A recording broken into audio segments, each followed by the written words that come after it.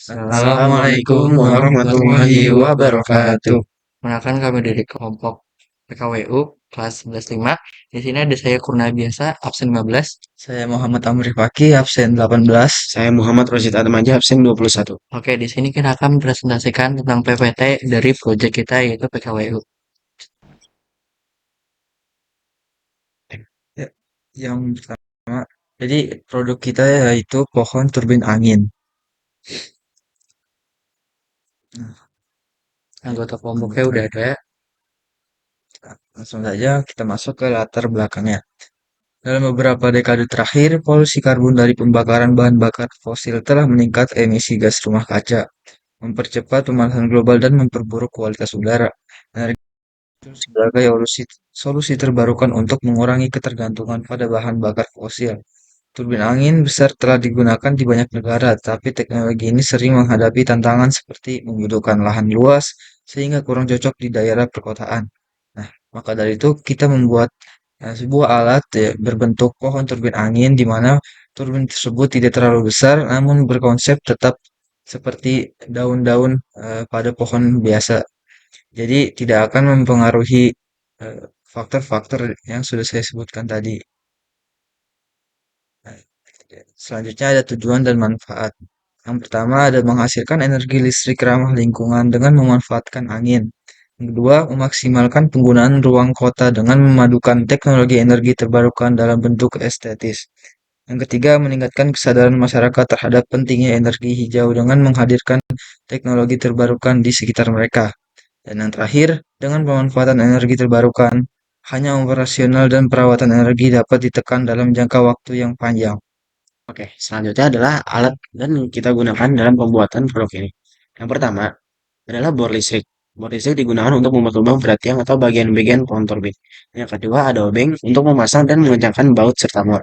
Yang ketiga ada solder dan timah solder. Fungsinya untuk menyambungkan kabel-kabel pada komponen listrik. Yang keempat ada meteran untuk mengukur panjang tiang. Yang kelima ada alat pengukur angin atau anemometer untuk mengukur kecepatan angin. Dan yang terakhir adalah multimeter untuk mengukur tegangan dan arus listrik yang dihasilkan. Oke. Next lanjut ke bahan. Yang pertama ada LED. Komponen yang memasukkan cahaya di LED dengan listrik digunakan untuk pencahaya atau cahaya yang hemat energi dan tahan lama. Yang kedua ada saklar atau switch, yaitu alat mengontrol aliran listrik yang menghidupkan atau mematikan perangkat elektronik. Yang ketiga ada DC motor, yaitu motor yang bergerak dengan arus listrik searah dengan DC, digunakan dalam aplikasi seperti kipas dan mainan karena mudah dikendalikan. Yang keempat ada mini BOS modul, yaitu modul untuk meningkatkan ketegangan listrik dari sumber rendah seperti baterai agar bisa digunakan untuk perangkat yang dibutuhkan tegangan yang lebih tinggi. Yang kelima ada pipa besi, yaitu tiang utama yang mendukung turbin. Yang keenam ada kabel listrik yang menyambungkan berbagai komponen dalam rangkaian listrik. Dan yang terakhir ada yang ketujuh yaitu baling-baling atau bedol, yaitu komponen yang berputar karena angin, biasanya tersebut terbuat dari plastik, aluminium, atau fiberglass. Oke, di sini kita ke desain alat.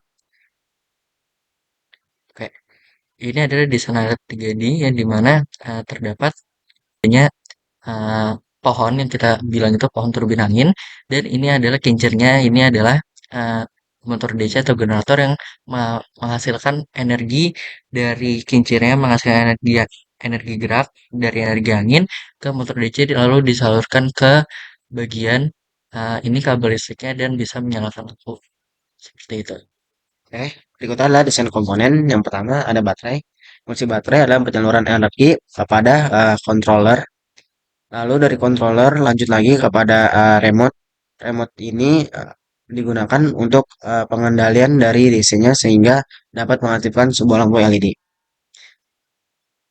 Ya, mungkin itu yang bisa kami sampaikan. Oke, Sekian dari kelompok kami. kami. Wassalamualaikum warahmatullahi wabarakatuh.